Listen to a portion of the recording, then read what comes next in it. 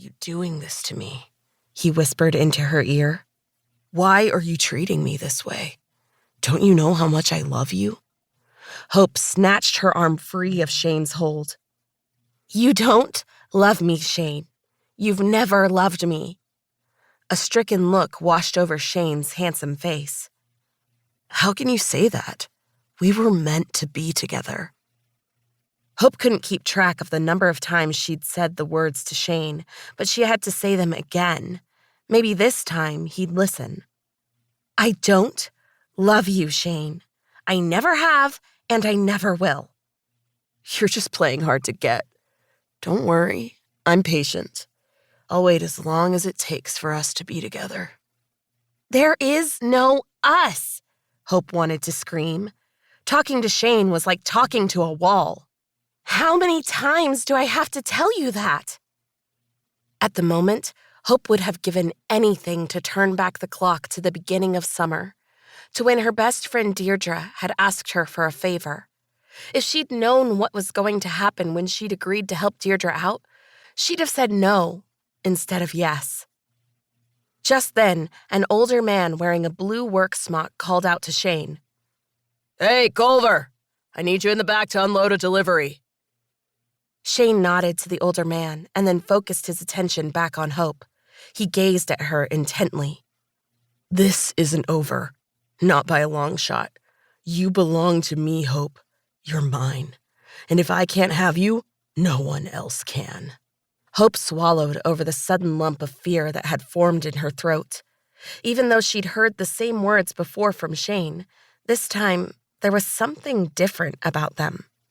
This time they were harder, more forceful. And there was a determined glint in his eyes. Until today, Shane had been nothing more than an annoying nuisance. Hope wasn't kidding herself. She knew the only reason he wanted to win her back was because she was the first girl who had ever broken things off with him. Shane Culver wasn't used to being dumped because he was the one who usually did the dumping.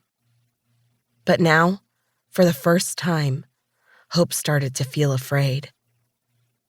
"How come you keep giving Shane Culver the brush off?"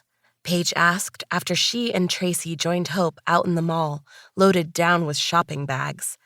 "He's one of the hottest guys at school, and he doesn't seem to be attached." Hope was sipping a vanilla milkshake, trying to forget the scene she'd had with Shane. In the half hour while she'd waited for Tracy and Paige, she had reassured herself that she was overreacting. There hadn't been anything different about Shane. It was all her imagination. "If you want him, you're more than welcome to him," Hope said, stirring her shake with a straw. "Why don't you want him?" Paige asked suspiciously. "What's wrong with him?"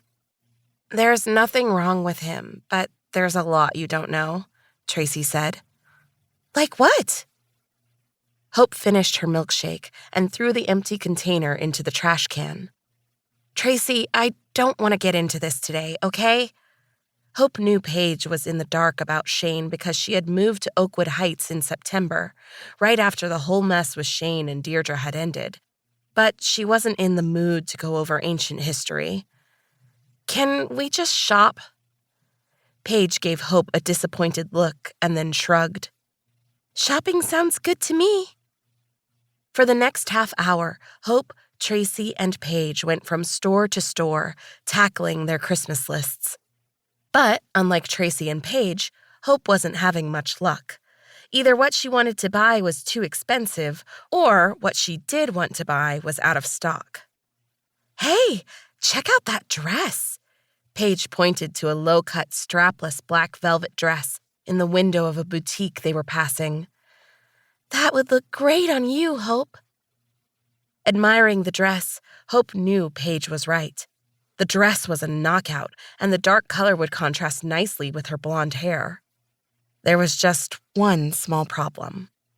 "My dad would never let me out of the house in a dress like that." A mischievous look filled Paige's blue eyes. "We could always buy it and keep it at my house." "The senior Christmas dance is only a month away," Tracy chimed in. Hope stared at the dress thoughtfully. "My parents are going away on a..."